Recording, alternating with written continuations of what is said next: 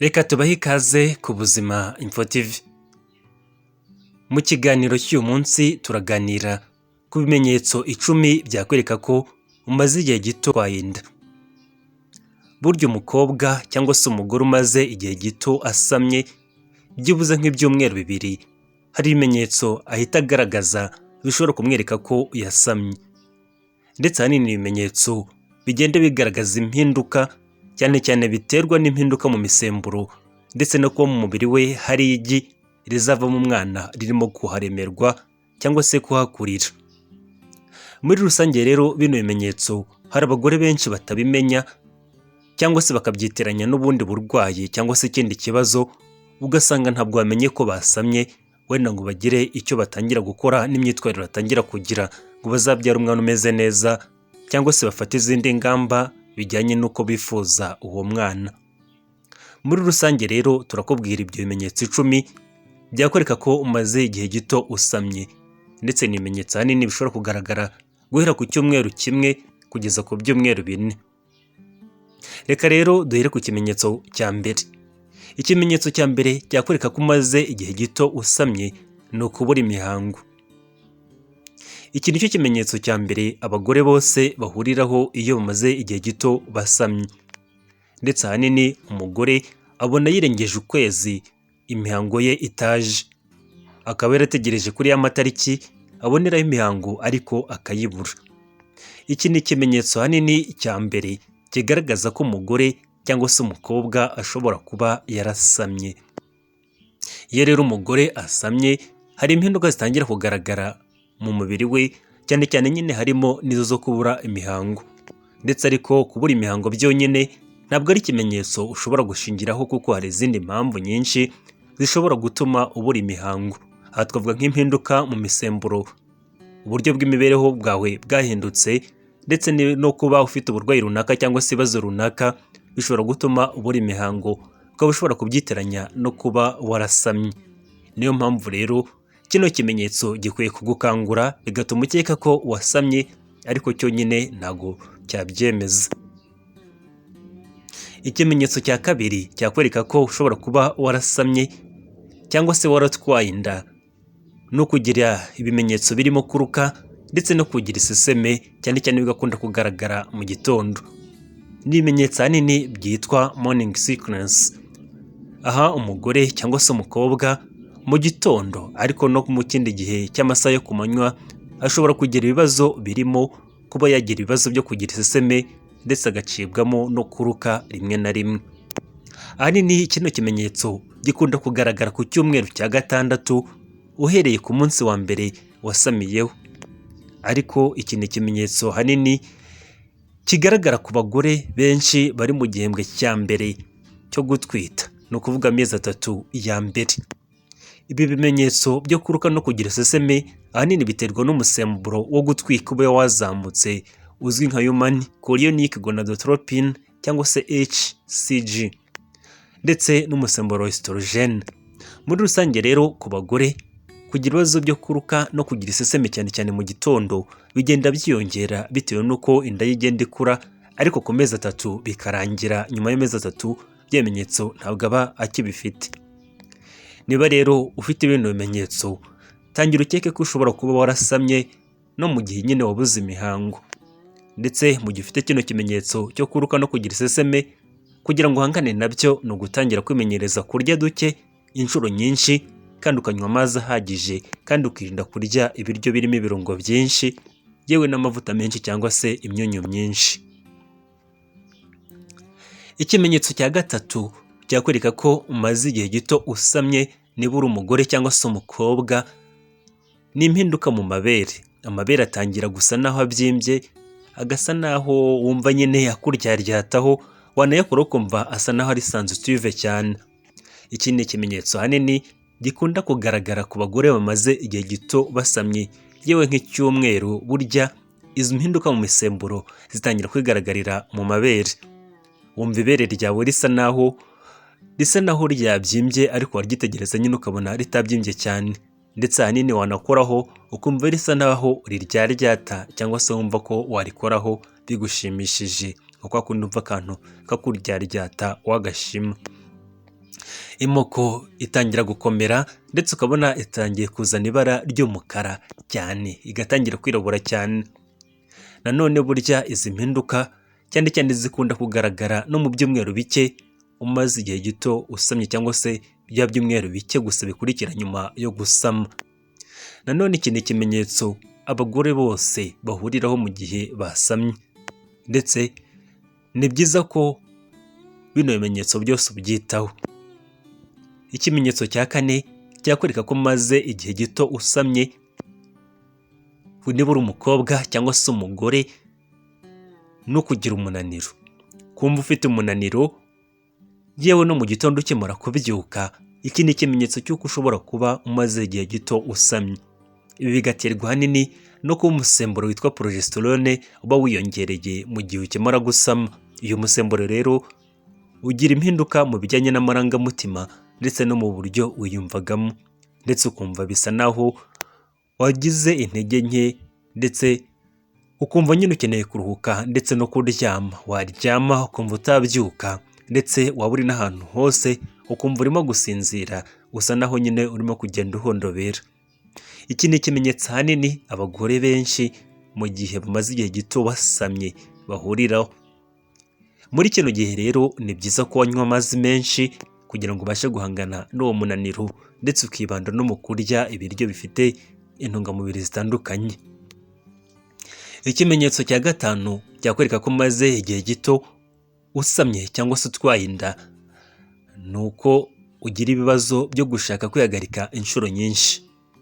Ibi ahanini biterwa no kuba mu mubiri wawe uba ukora ibishoboka byose ngo ubashe kongera volume y'amaraso cyangwa se ingano y'amaraso, kubera ko ari byo bifasha umwana urimo mu nda gukura neza. Burya umugore utwite volume y'amaraso ye iriyongera. Ibyo rero ahanini ni nabyo bigenda bijyana no kuba impyiko zawe zikora cyane, zikabasha no gukora inkari nyinshi. Ibyo rero bituma umugore utwite cyangwa se wasamye agira ibibazo byo gushaka kwihagarika inshuro nyinshi, cyangwa se byo kunyaragura inshuro nyinshi. Ibi nanone bishobora guterwa n'imisemburo yo gutwita igenda yiyongera kubera ko wasamye, ndetse n'amaraso agera mu bice byo hasi byo mu rukenyero cyangwa se pelvic area nayo kwiyongera. Ibyo nabyo bikaba bishobora gutuma ujya gukenera kwihagarika inshuro nyinshi. Ikimenyetso cya gatandatu cyakwereka ko ushobora kuba umaze igihe gito usamye, ni ukuba hari ibiryo utangira kurarikira runaka, cyangwa se ibindi bikakunanira. Burya ku mukobwa cyangwa se umugore umaze igihe gito asamye, hari ibiryo runaka bitangira kumunanira, cyane cyane ugasanga nk'ibiryo yakundaga byamunaniye biri kumunukira, cyangwa se ugasanga ibyo atakundaga arimo kubirarikira cyane.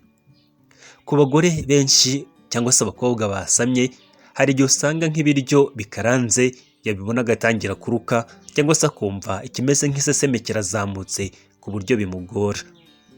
Ku bandi hari abo usanga nk'ibishyimbo bibananira, cyangwa se ibindi biryo runaka, ubundi bwoko bw'ibiryo runaka biterwa n'umubiri w'umuntu. Kurarikira ibiryo runaka cyangwa se guhinduka mu buryo wumvaga ibiryo, imiterere n'imihumuro yabyo, burya bishobora kugaragaza ko ushobora kuba wasamye cyangwa se umaze igihe gito wasamye. Cyane cyane burya mu gihe utwite ni byiza ko wakwirinda ibiryo bifite strong smells cyangwa se bifite impumuro ipika cyane. Cyane cyane burya ibyo bishobora kukwereka ko ushobora kuba wasamye cyangwa se umaze igihe gito usamye. Ndetse usanga ahanini buri mugore wese agira ibiryo ararikira cyangwa se ibyo yanga mu gihe atwite cyangwa se mu gihe yasamye. Ikimenyetso cya karindwi cyakwereka ko umaze igihe gito usamye, ni ukuba hari impinduka utangira kwiyumvamo mu buryo bujyanye n'amarangamutima, cyangwa se ukumva hari uburyo wahindaguritse mu marangamutima. Cyane cyane ibyo bigaterwa n'impinduka mu misemburo. Iyo umugore amaze igihe gito asamye cyangwa se umukobwa, imisemburo yo gutwita itangira kwiyongera, ndetse n'imisemburo arasanganywe harimo igabanuka mu ngano yayo. Ibyo rero bigenda bigira ingaruka zitari nziza ku bijyanye n'amarangamutima ndetse n'uburyo yiyumvagamo. Ugasanga hari abagore batwita, ugasanga bafite umushiha ukabije. Hari n'abatwita ugasanga bafite akanyamuneza, ukabona ni kenshi, ugasanga bitandukanye n'uburyo yari ameze. Ibyo ahanini nabyo bishobora kugaragaza ko utwite cyangwa se umaze igihe gito usamye, mu gihe wumva hari uburyo wiyumva butandukanye n'imimerere wari usanzwemo. Ibyo ahanini nabyo biba byaratewe na za mpinduka mu misemburo zagiye nyine zihindagurika. Ikimenyetso cya 8 gishobora kugaragaza ko umaze igihe gito usamye ni ukuba ushobora kuva uturaso duke cyangwa se ukaribwa mu kiziba cy'inda ariko mu buryo budakabije. Babyita light spotting, aho umugore cyangwa se umukobwa ashobora kuzana uturaso duke, cyane cyane itwo tuza mu gihe habaye ibyitwa implantation cyangwa se bikanitwa nanone implantation bleeding. Ibi hanini biba mu gihe igi ryabanguriwe, ndavuga intangangabo yahuye n'intangangore bikarema igi. Iyo rero ya ntangangabo ijyage rigiye rikagera aho rigomba gukurira muri nyababyeyi, ushobora kuzana uturaso duke, ariko utwo turaso ntabwo tuba dukabije, ndetse usanga nyine ari nk'utuntu nyine two kwitasha dusanzwe. Aha ibi bikunda kuza ku munsi wa 10 ndetse n'uwa 14, no kuva ku byumweru hagati y'icyumweru kimwe ndetse n'ibyumweru 2. Ibi bikaza nyine uhereye ku munsi wasamye. Ibyo nyine ushobora kubyitiranya n'imihango, ariko ntabwo ari imihango. Ubona nyine tuza ari duke cyane ku buryo utakenera no kwambara padi cyangwa se akandi kantu kose ukoresha wirinda. Ibi rero bikunda kugaragara nabwo ku bagore cyangwa se abakobwa bamaze igihe gito basamye, byibuze des semaines cyangwa se ibyumweru 2. Ariko ashobora no kuribwa cyane, ariko ku buryo bitakenera imiti igabanya ububabare. Ikimenyetso cya 9 gishobora kugaragaza ko umaze igihe gito usamye cyangwa se utwaye inda ni ukuba ubushyuhe bw'umubiri bwiyongera cyangwa se byitwa basal body temperature, aho umugore cyangwa se umukobwa ashobora kwipima ubushyuhe bw'umubiri agasanga burimo kwiyongera. Ubundi umugore utwite cyangwa se umukobwa cyangwa se n'undi mukobwa wese udatwite, burya ni byiza ko agomba kumenya mu gitondo wabyukana ubushyuhe bw'umubiri bungana iki. Ibyo bimufasha gukurikirana no kumenya igihe ari mu gihe cy'uburumbuke. Iyo rero umugore yasamye atangira kubona ko hari impinduka zigaragara muri bwa bushyuhe bw'umubiri we bwa bundi abyukana, ukabona nyine bwariyongereye. Ibyo bigaterwa ahanini n'umusemburo witwa progesterone uba wariyongereye mu gihe atwite. Nanone burya ubona nyine nko mu byumweru 2 iyo bishize utwite nibwo utangira kubona kino kimenyetso, ugatangira kubona ufite ubushyuhe bwazamutse, ariko bitari uburwayi, atari ubushyuhe nyine bw'uburwayi ngo usanzwe ufite nka 38, ahubwo usanga nyine ari ubushyuhe bwazamutseho dogere nkeya cyane. Iyo rero bihuje na biriya bimenyetso bindi, byatumenya ko wasamye, hanyuma ugakora agatesite ukabikomfirima 100%, ukabona gufata ingamba zo kurera uwo mwana ndetse n'uburyo witwara. Ikimenyetso cya 10 gishobora kugaragaza ko wasamye no kugira isereri, ushobora no kuribwa umutwe. Burya abagore basamye bamaze igihe gito basamye cyangwa se batwise, ashobora kugira ibibazo byo kugira agasereri ndetse no kuba ashobora kuribwa umutwe, cyane cyane ibyo bigaterwa n'impinduka mu misemburo ndetse n'impinduka mu buryo amaraso atembera bitewe no kuba yasamye. Iyo umugore yasamye, imitsi itwara amaraso itangira kwaguka ndetse ikaguka cyane. Ibyo rero bikongera amaraso atembera, ndetse ahanini ibyo bikanatuma n'umuvuduko w'amaraso ushobora kumanuka cyangwa se ugabanuka mu gihe atwite, ugasanga nyine ari kugira ibibazo bya hypotension mu gihe atariye. Akaba ari nayo mpamvu burya umugore utwite cyangwa se umukobwa utwite aba agomba kugira akantu ko kurya igihe cyose, cyangwa se akantu ko kunywa ariko karimo agasukari. Akaba ashobora no kukagendana aho agiye hose, kubera ko burya bakunda kugira ibibazo bya hypotension ku buryo ashobora kugira isereri akikubita hasi, ndetse bagakunda no gusonza. Ku mugore rero cyangwa se umukobwa umaze igihe gito asamye nk'ibyumweru 2, atangira gusonza cyane, ugasanga nyine arimo gusonza cyane ku buryo ashobora no kubyuka mu ijoro akajya kurya yumvisha yasonje cyane, cyangwa se ugasanga arimo gukenera kunywa, cyangwa se ugasanga arimo gukenera ibindi bintu byose afata kugira ngo abashe kunganira ibyo yariye, rwose agasonza cyane.